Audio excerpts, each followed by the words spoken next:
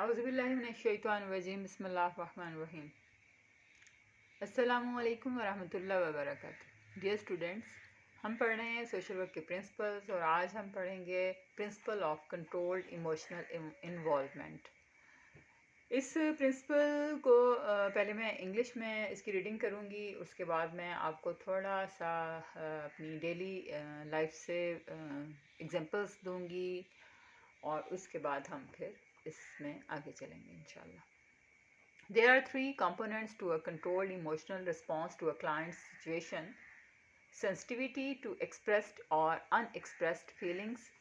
Number two, understanding based on knowledge of human behavior. And third, a response guided by knowledge and purpose. ये मैंने कुछ meanings आपके लिए लिखे हैं. The principle of controlled emotional involvement guards social worker from either getting too personally involved in the client's predicament or being too objective. In the case of the former, the worker may start sympathizing with overindulging in the client's life and over-identify with the client because he finds a lot of similarities between the problem situation of the client and over life situations or with the personality of the client. This may interfere with the professional relationship, judgments about the client's problem, client's right to self-determination and independence. In the case of the latter, by being too objective and detached, the client may feel that worker is not interested in him and his predicament. This may inhibit the client from coming out with all the confidential information. The feelings of worthlessness and helplessness may be reinforced in the client. All this may result in a premature end to the professional relationship. Therefore, the social worker should maintain a reasonable emotional distance even while sympathizing with the client. जी बच्चों, आपने देखा होगा कि कुछ लोग अपने emotions को control करने में फेल हो जाते हैं. अगर उनका इमोशन नफ़रत का है, मोहब्बत का है, उनका इमोशन जो है वो सिंपैथी का है, या वो किसी पे तरस खा रहे हैं, या किसी भी तरह के इमोशंस होते हैं, तो उनको कंट्रोल करने में नाकाम रहते हैं. कुछ लोग जो हैं वो अपने आप को कंट्रोल रखते हैं, उनकी बड़ी कंट्रोल्ड, बड़ी बैलेंस्ड पर्सनैलिटी होती है.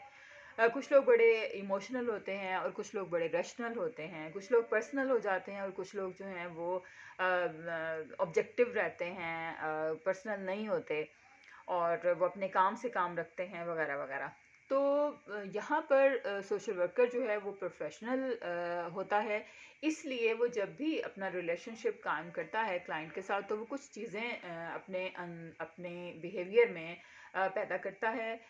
यहाँ पर उसको अपने इमोशंस को कंट्रोल करने की ज़रूरत होती है. तो उसका जो रिस्पॉन्स होता है क्लाइंट्स की सिचुएशन की तरफ, वो कंट्रोल बिहेवियर होता है, उसका कंट्रोल रिस्पॉन्स होता है, वो कंट्रोल्ड इमोशनल रिस्पॉन्स देता है उसकी क्लाइंट की सिचुएशन को.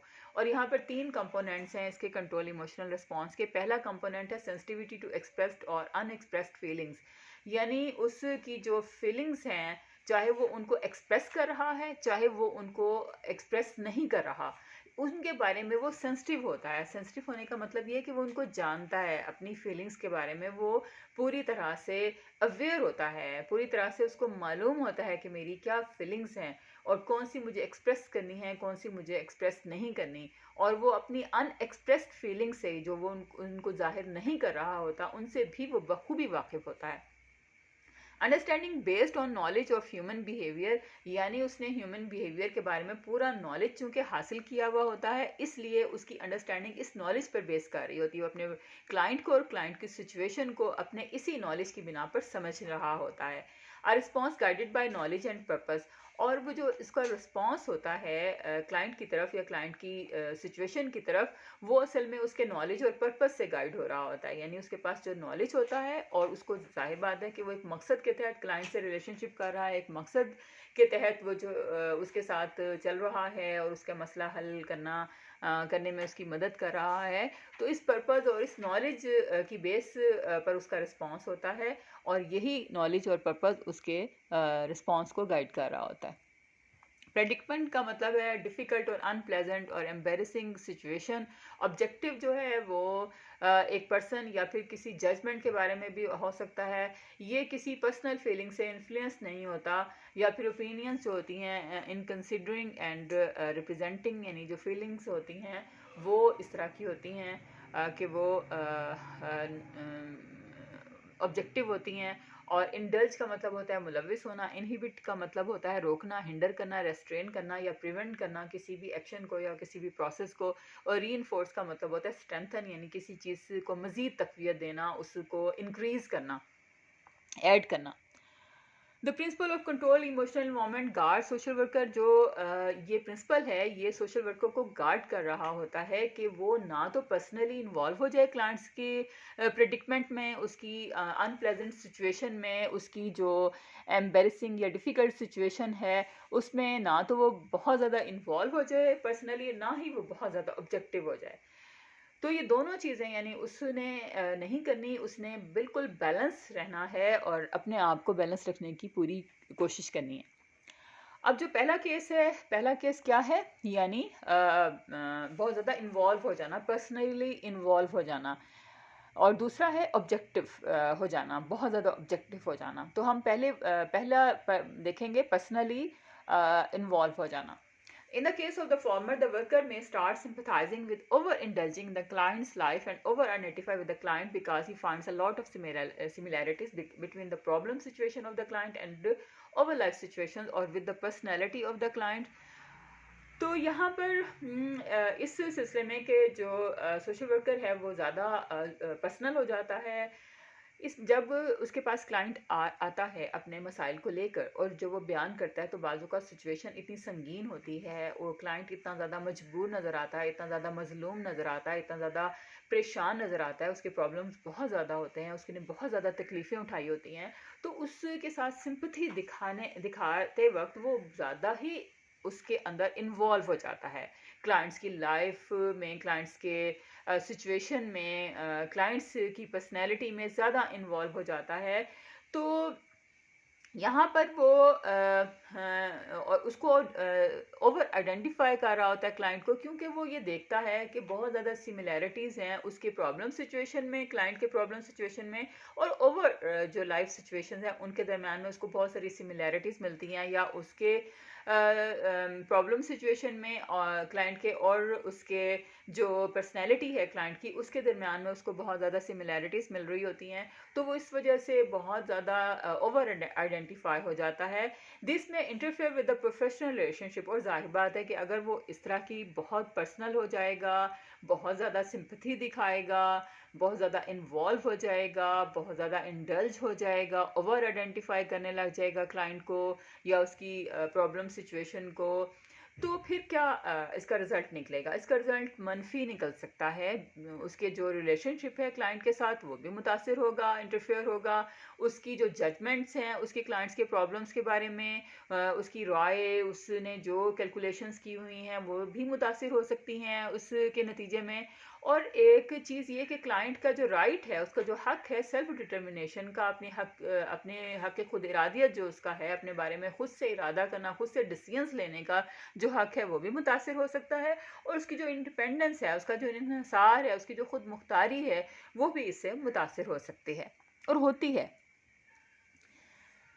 इस तरह से जो दूसरा है कि वो बहुत ज़्यादा ऑब्जेक्टिव हो जाए तो तब भी परेशानियां पैदा होती हैं, तब भी मसाइल क्रिएट हो सकते हैं कि वो बहुत ज़्यादा क्लाइंट से डिटैच हो जाता है, बहुत ऑब्जेक्टिव हो जाता है, बिल्कुल भी यानी लगता है कि जैसे वो कोई इंटरेस्ट नहीं ले रहा उसके क्लाइंट के प्रॉब्लम में, या क्लाइंट में उसको कोई इंटरेस्ट नहीं है, उसको कोई सिंपथी नहीं है उसके मसले के बारे में और उसके प्रेडिक्टमेंट के बारे में, उसकी अनप्लेजेंट सिचुएशन या उसकी डिफ़िकल्टीज़ के बारे में उसको कोई फ़िक्र नहीं, कोई उसको परेशानी नहीं, कोई उसको ज़ाहिर परेशानी तो खैर नहीं हो सकती, लेकिन उसके रवैये में ही नहीं लगता कि वो कोई इंटरेस्ट ले रहा है, उसको कोई सिंपैथी है। वो बिल्कुल ऐसे जैसे कोई मशीन बैठी हुई है, इस तरह से अगर वो बिहेव करता है तो ये भी क्लाइंट को मुतासिर कर सकती है। ये चीज़ ये भी उसके प्रोफेशनल रिलेशनशिप को मुतासिर कर सकती है, और ज़ाहिर बात है कि क्लाइंट अपनी कॉन्फिडेंशियल इन्फॉर्मेशन उसको नहीं देगा।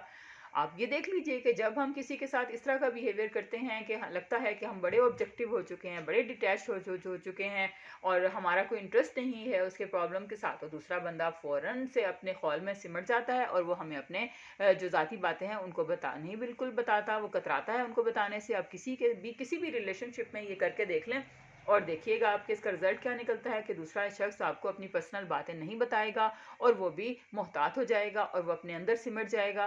और उसको जो क्लाइंट है उसको फीलिंग्स महसूस होती हैं, वर्थलेसनेस की, हेल्पलेसनेस की फीलिंग्स उसके अंदर जाग जाती हैं, उसके अंदर इंक्रीज होने लग जाती हैं। पहले ही जब वो आया है तो वो बड़ा सोचता हुआ, बड़ा कंफ्यूज्ड आया है कि पता नहीं ये सोशल वर्कर किस तरह का होगा, पता नहीं मेरे मसाइल को सुन सकेगा नहीं सुन सकेगा, उनको अंडरस्टैंड कर सकेगा नहीं कर सकेगा, अजनबी बंदा, अजनबी इदारा। तो वो इसके लिए तो एक नए सिरे से उसको एक शौक लग सकता है कि इसको तो कोई इंटरेस्ट नहीं है मेरे मसाइल के बारे में। तो उसको वर्थलेसनेस का उसको अपनी यानी अपने ऊपर उसको लगेगा कि मेरी कोई इज्जत नफ्स नहीं है और बिल्कुल उसको अपना आप बेमददगार लगेगा, मेरी कोई मदद नहीं करने वाला, उसको बिल्कुल अपना आप अकेला महसूस होने लग जाएगा। All this may result in a immature premature end to the professional relationship. यहाँ पर क्या होगा कि उसका जो रिलेशनशिप अभी मैच्योर ही नहीं हुआ था, सोशल वर्कर और क्लाइंट का रिलेशनशिप, तो वो बिल्कुल जो है वो एंड उसका हो सकता है, चूँकि वो अभी मैच्योरिटी की स्टेज तक नहीं पहुँचा था। तो इससे क्या होगा कि उनके जब ताल्लुक नहीं बन पाएगा तो जाहिर बात है कि आगे मामला ही नहीं चल सकेगा और जिस मकसद के तहत वो दोनों इकट्ठे हुए थे वो मकसद ही फेल हो जाएगा। तो इसलिए सोशल वर्कर को एक रीजनेबल इमोशनल डिस्टेंस रखना चाहिए, मेंटेन करना चाहिए, even while sympathising with the client. यहाँ तक कि वो उसके साथ अगर सिंपथी भी दिखा रहा है, उसके साथ हमदर्दी भी दिखा रहा है, तब भी उसको अपना जो रिस्पॉन्सेज हैं अपने वो रिजनेबल दिखाने चाहिए। उसको अपना उसके अपने और अपने क्लाइंट के दरमियान में जो इमोशनल डिस्टेंस है वो रिजनेबल मेंटेन करना चाहिए। और यहाँ पर ख़ासा ये प्रिंसिपल जो है वो मुश्किल महसूस होता है कि हम भी ज़ाहिर इंसान होते हैं और हमें दूसरों के दुख हमें भी दुखी करते हैं, दूसरों की परेशानियां हमें भी परेशान करती हैं। एक इंसान होने के नाते हम उसमें ज़्यादा इन्वॉल्व भी हो सकते हैं, हम ज़्यादा सिंपैथी भी दिखा सकते हैं। तो यहाँ पर हमें सेल्फ कंट्रोल जो है वो बहुत ज़्यादा ज़रूरी है और ये एक्सपीरियंस से आता है।